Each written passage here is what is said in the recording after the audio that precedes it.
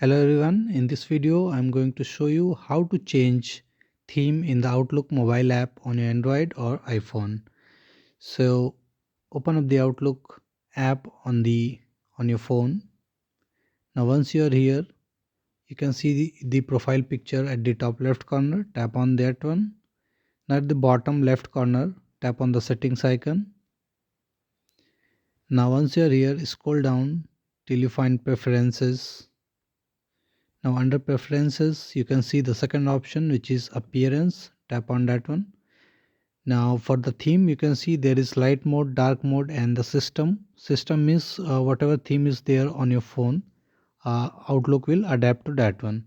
So right now, as it is the light one, I can simply change it to dark one. Okay. Then you can choose colors at the bottom here.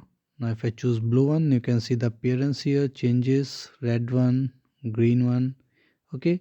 Now there is something called pride at the bottom. So if I click here, so it expresses allyship with our new rainbow pride theme encompassing or LGBTQIA identities. Now you can also simply go here transgender, lesbian, bisexual, and non-binary.